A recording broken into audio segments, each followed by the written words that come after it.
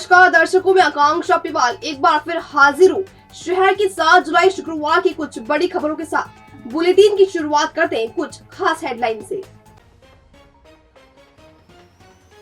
बाबा महाकाल के सवारी में डीजे शोभारत और झांकी पर रहेगा प्रतिबंध। एडवाइजरी कंपनी के ऑफिस पर पुलिस की दबिश। नाटकीय घटनाक्रम के बाद भदौरिया फिर बने अध्यक्ष। सिंहस्थ क्षेत्र की जमीन पर बने 3 अवैध मकान ढहाए। भीख मांगने सड़क पर उतरा कांग्रेस पार्षद दल। भीख में मिले 712 रुपए। मास्क लगाकर आए और मोबाइल झपट कर भागे। गुरुवारिया हाट में युवक के गले से उड़ा दी सोने की चेन। रिटायर्ड जेल कर्मचारियों को जीपीएफ की राशि का इंतजार। बाबा महाकाल की सवारी में इस बार बिजली गुल। तो चलिए खबरों की पूरी जानकारी के लिए मेरे साथ अंत तक जुड़े रहिए।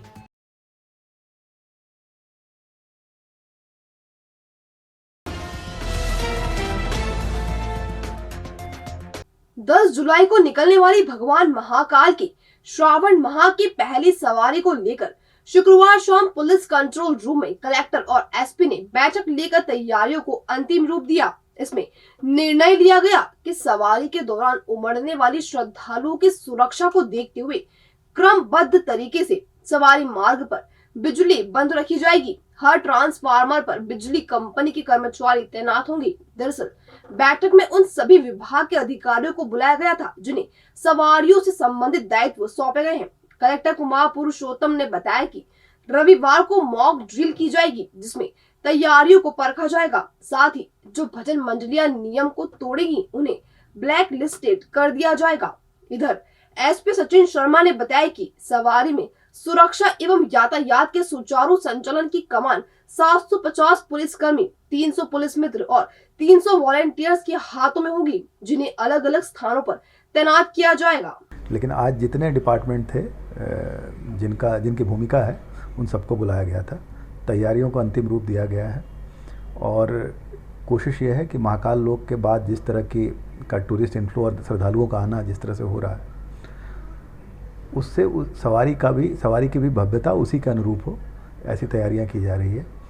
संडे को हम लोगों ने एक कंप्लीट मॉक ड्रिल रखा है, जब जिसकी जहां ड्यूटी लगी है, जिसको जो व्यवस्था दी गई है उस व्यवस्था के अनुरूप हम लोग एक बार निरीक्षण पर निकलेंगे और सारी व्यवस्थाएं माकूल हैं कि नहीं इसको चेक करेंगे। एक निर्णय ये ज़रूर लिया गया है कि चूँकि सवारी मार्ग पे बहुत बड़ी संख्या में लोग रहते हैं, लाखों की संख्या में लोग रहते हैं, यद्यपि विद्युत सुरक्षा की पर्याप्त व्यवस्था है, लेकिन जिस तरीके के दूसरी जगहों पे जो गाइडलाइन है उसका पालन करते हुए क्रमबद्ध तरीके से हम बिजली बंद रखेंगे कि जहाँ सवारी मार्ग पे जहाँ ज़्यादा भीड़ हो, कुल चूँकि 2.5 घंटे और 3 घंटे की सवारी होती है तो आधे घंटे 45 मिनट तक बिजली हर क्षेत्र में धीरे धीरे बंद रहेगी जहाँ से भीड़ गुजरती है, क्योंकि आमतौर पर लोग बाहर ही रहते हैं और ऐसी किसी भी दुर्घटना की आशंका को हम ख़त्म करना चाहते हैं, कभी बिजली के तार की कोई घटना हो। तो ये निर्णय लिया है कि सुरक्षा की दृष्टि से इसको इस बार लागू करेंगे। सभी को ज्ञात है सावन महीना शुरू हो गया है। सावन महीने का जो प्रथम सोमवार है उसमें मंदिर की जो दर्शन व्यवस्था रहेगी, मंदिर के बाहर की जो ट्रैफिक है, डाइवर्जन है, पार्किंग है, उसकी व्यवस्था और सवारी की व्यवस्था तीनों पे चिंतन और मंथन किया गया है। सभी जो विभाग हैं उनसे समन्वय स्थापित किया गया है और सुगमता, सहजता, सरलता से सभी को मंदिर के दर्शन हो, इसके अलावा सवारी में सबकी भागीदारी हो सके, इसका हम लोग प्रयास करेंगे। जन समस्याओं को लेकर हड़ताल पर बैठे कांग्रेस पार्षद दल ने शुक्रवार को अनूठा विरोध प्रदर्शन किया। उन्होंने आगरा रोड पर आने जाने वाले लोगों को नगर निगम की खराब आर्थिक स्थिति का हवाला देते हुए भीख मांगी।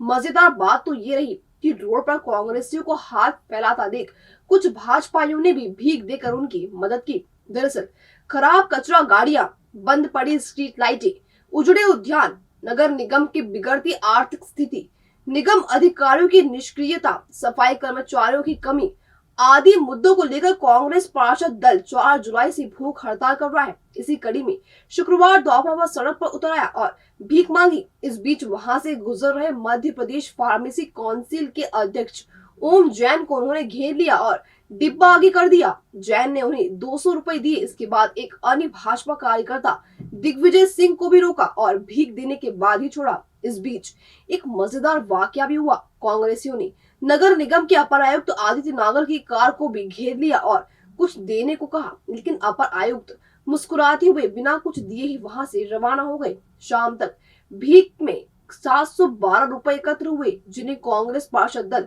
नगर निगम में जमा करवाएगा। आज स्थिति इस नगर निगम की ये है कि तो महापौर नहीं बोलते हैं ना कि पैसा भोपाल से नहीं आ रहा है, हमें कैसे काम करो। तो आज हम सब पार्षदों ने सोचा कि अपनी पार्टी के नेताओं कार्यकर्ताओं को लेकर के आज भिक्षावृत्ति की जाए। आज हमने भीख मांगी है और भीख मांगकर हमने भारतीय जनता पार्टी के लोगों ने हमें आज बहुत सारी भीख दी है। बहुत सारे नेता भाजपा के कार्यकर्ताओं ने भीख दी है, किसी ने 200, किसी ने 50, किसी ने 100।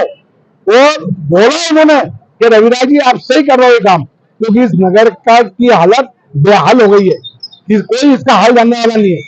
तो निश्चित रूप से ये जो पैसा आज हमने इकट्ठे करा है, सोमवार को और भी पैसा इकट्ठा करेंगे और नगर निगम के खजाने में चालान भर के हम जमा कराएंगे। महालोक ढाबा, उज्जैन की वो शान जिसका हर जुबान पर है नाम। 100% pure veg food family restaurant. यहाँ पर है पारिवारिक वातावरण, बच्चों के खेलने के लिए पार्क और झूले, तो आप आराम से उठा सकेंगे खाने का लुत्फ। सुबह नाश्ते में पोहा, जलेबी, मालवा के व्यंजन से लेकर रात के खाने तक। गाड़ियों के लिए बिग पार्किंग एरिया और प्रोफेशनल स्टाफ जो बनाया आपकी आउटिंग को खास। साथ ही है 500 लोगों की स्पेस वाला बर्थडे पार्टी और कॉन्फ्रेंस हॉल। तो आज ही पधारे महालोक ढाबा, शनि मंदिर से कुछ ही दूरी पर, इंदौर रोड, उज्जैन।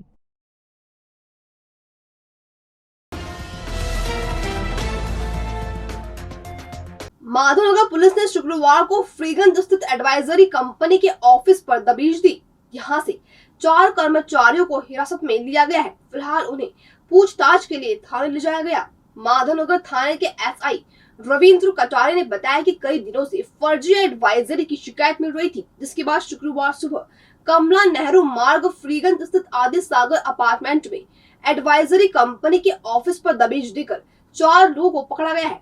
फिलहाल एडवाइजरी संचालकों ने कंपनी से संबंधित कुछ दस्तावेज प्रस्तुत किए हैं, जिनकी जांच की जा रही है। यदि कुछ अनियमितता पाई जाती है तो कार्रवाई की जाएगी। मिली जानकारी के अनुसार एंजल वन नामक कंपनी टेलीकॉलिंग के माध्यम से लोगों के डीमैट अकाउंट खुलवाकर इन्वेस्टमेंट के नाम पर व्यवसाय कर रही है। एडवाइजरी कंपनी का कारोबार कितना है और अभी तक इन लोगों ने कितने लोगों को शिकार बना है, इसकी जांच की जा रही है। पूछताछ के बाद ही यह सामने आ पाएगा। सुरेंद्र राजपूत नामक व्यक्ति एंजल वन कंपनी का संचालक बताया जा रहा है। आदित्य सागर अपार्टमेंट में 2 महीने पहले ही ऑफिस खुलने की बात भी सामने आई है। विगत कई दिनों से ऐसी सूचना मिल रही थी कि गुरुद्वारे के पास में ऊपर बिल्डिंग में कुछ लोग ट्रेजरी का काम कर रहे हैं जो एडवाइजरी का करते हैं। इस पे कई दिनों से शिकायत थी। इस पे आज कुछ लोगों को लेकर आए हैं जिनके डॉक्यूमेंट वगैरह उन्होंने प्रस्तुत करे हैं, उनको चेक कर रहे हैं और जैसे कि डॉक्यूमेंट कम होंगे उसके हिसाब से पुलिस कार्रवाई करेगी। कौन लोग हैं जिनके जो एडवाइजरी चल रहा है? अभी नाम पता पूछ रहे उनके। मोबाइल पर बात करते हुए पैदल जा रहे 20 वर्षीय युवक का मोबाइल बाइक सवार 2 बदमाशों ने झपट लिया और रफू चक्कर हो गई। मामले में युवक ने जिवाजीगंज थाने में शिकायत की है।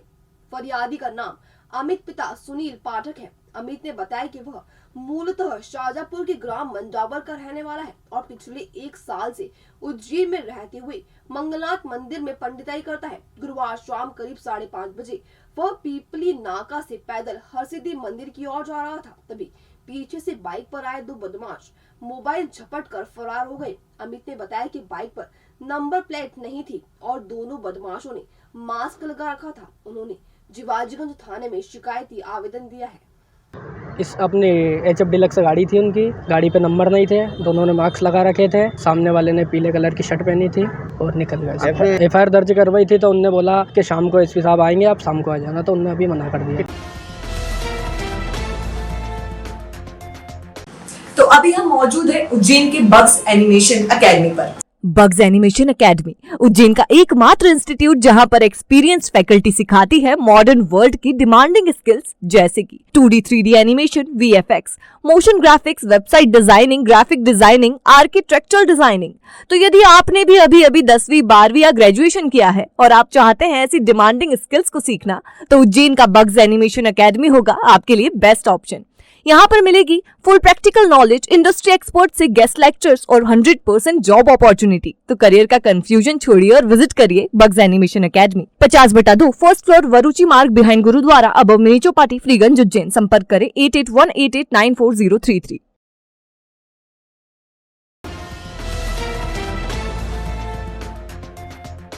ऑडियो वायरल विवाद का पटाक्षेप होने के नाटकीय घटनाक्रम के बाद शुक्रवार को रवि भदौरिया की पुनः शहर कांग्रेस अध्यक्ष के पद पर ताजपोशी कर दी गई। मध्य प्रदेश कांग्रेस कमेटी द्वारा नियुक्त पर्यवेक्षकों की रिपोर्ट के आधार पर यह नियुक्ति की गई है। दरअसल रवि भदौरिया और कांग्रेस नेत्री नूरी खान के बीच पिछले दिनों ऑडियो वायरल को लेकर गहमा गहमी हुई थी। इससे खफा नूरी खान ने 26 जून को उज्जैन आए मध्य प्रदेश कांग्रेस के प्रभारी कुलदीप इंदौरा के सामने दो टूक कहा था कि यदि भदौरिया को दोबारा अध्यक्ष बनाया जाता है तो वह लिख कर दे दे कि उन्हें मुस्लिमों के वोट नहीं चाहिए। मामले को लेकर 4 जुलाई को कांग्रेस की उज्जैन प्रभारी शोभा ओझा ने प्रेस कॉन्फ्रेंस ली थी, जिसमें रवि भदौरिया ने सार्वजनिक रूप से माफी मांग ली थी। इसके बाद शुक्रवार को मध्य प्रदेश कांग्रेस कमेटी के अध्यक्ष कमलनाथ की अनुशंसा पर भदौरिया को पुनः शहर कांग्रेस अध्यक्ष नियुक्त कर दिया गया है।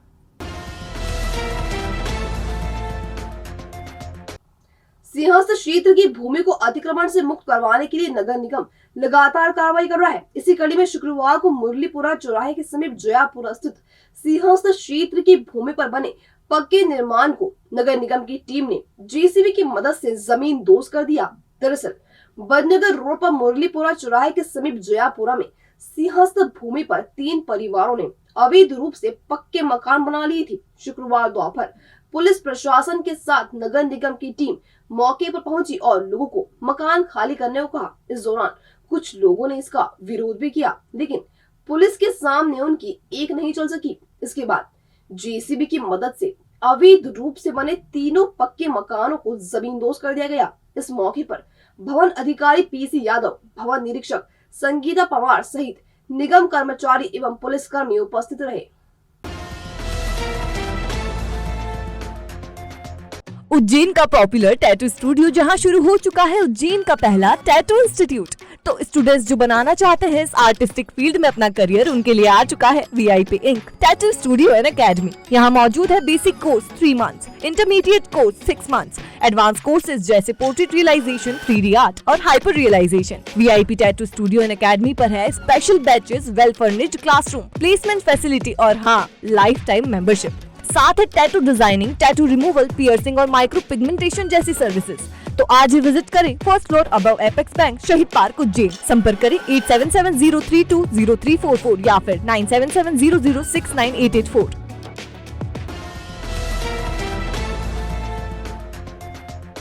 सब्जी खरीदने गुरुवारिया हाट गए युवक के गले से अज्ञात बदमाश ने सोने की चेन चुरा ली। जब भीड़ से निकलकर युवक बाहर आया तो उसे चोरी का पता चला। मामले में नीलगंगा थाने में शिकायत की गई है। मिली जानकारी के मुताबिक महाकाल घाटी में रहने वाले पंकज पिता रविशंकर मिश्रा हरी फाटक ब्रिज के नीचे लगने वाले गुरुवारिया हाट में सब्जी खरीदने गए थे। भीड़ में किसी अज्ञात व्यक्ति ने उनकी 1 तोला वजनी सोने की चेन चुरा ली। सब्जी खरीदकर वह बाहर आए तो चोरी का पता चला, जिसके बाद उन्होंने नीलगंगा थाने पहुंचकर शिकायत की। पंकज ने कहा कि भीड़ में एक महिला ने धक्का दिया था। उसके बाद कब चेन चोरी हो गई पता ही नहीं चला। पुलिस चोर की तलाश कर रही है। वो लेडीज भी नहीं दिखी, कुछ भी नहीं हुआ। मैंने ढूंढा, कुछ भी नहीं मिला। फिर मैंने आके बाहर जो पुलिस वाले थे उनको बताया तो उन्होंने बोला कि आप थाने चले जाइए, वहाँ पे कंप्लेंट करें। बस वहाँ जाके मैंने फिर कंप्लेंट लिखाई। केंद्रीय जेल भैरवगढ़ में हुए 15 करोड़ की GPF गबन कांड की आग में बेकसूर कर्मचारियों को भी जलना पड़ रहा है। 3 महीने पहले रिटायर्ड हुए कर्मचारियों को अब तक उनकी GPF की राशि नहीं मिल सकी है। ऐसे में उन्हें जीवन यापन करने में भी कठिनाइयों का सामना करना पड़ रहा है।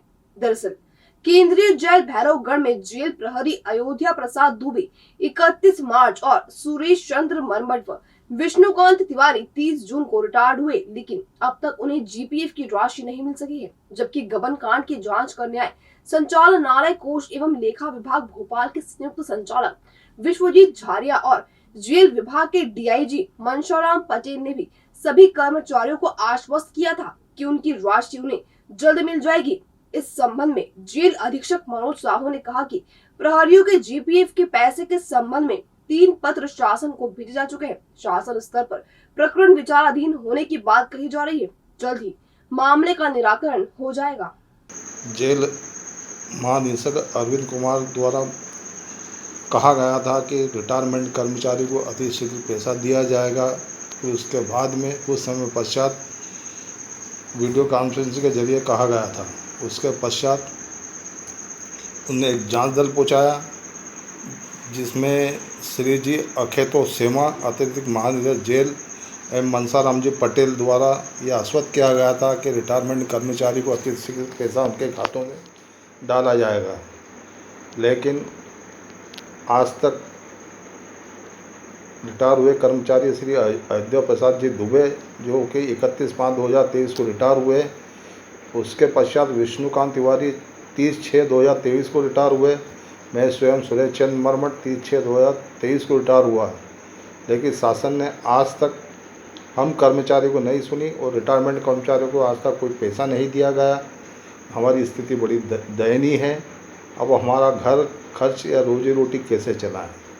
अगर शासन पैसा देगी तो ही हम लोग अपना जीवन यापन कर पाएंगे। अतः अभी आप सभी पत्रकार बंधुओं से निवेदन है कि हम कर्मचारियों के हित में आवाज़ उठाएं और रिटायरमेंट कर्मचारियों को अतिशीघ्र पैसा दिलवाने की कृपा करें। एक प्रहरी, एक प्रमुख प्रहरी, एक मुख्य प्रहरी, 3 लोग रिटायर्ड हुए हैं और उनके पैसे से गबन घोटाले में उनका भी पैसा निकला हुआ है और अब डीपीएफ उनका प्रकरण अभी शासन स्तर तक विचाराधीन है। वहाँ से निर्णय आते ही अग्रिम कार्रवाई की जाएगी। यहाँ कार्रवाई जिस तरह का भ्रष्टाचार किया गया है, कब तक क्या कुछ आश्वासन प्रशासन को भी दिया गया? हमने यहाँ से 2-3 पत्र लिख चुके हैं, 3 पत्र लिख चुके हैं। साहब को, डी साहब को भी लिखा है। उनके द्वारा यही बताया कि अभी ये प्रकरण शासन स्तर पर विचाराधीन है, जल्द से जल्द इसका निराकरण हो जाएगा। भविष्य की चिंता छोड़ो, पंडित गोविंद गुरु से नाता जोड़ो। ना कोई पैसा, ना कोई फीस, बस लीजिए गुरुजी का आशीष। आज ही जाने अपनी हर समस्या का समाधान। संपर्क करें 9827030415 या 9302230415। हमारा पता 8 अलगदाम कॉलोनी, सावे रोड, उज्जैन।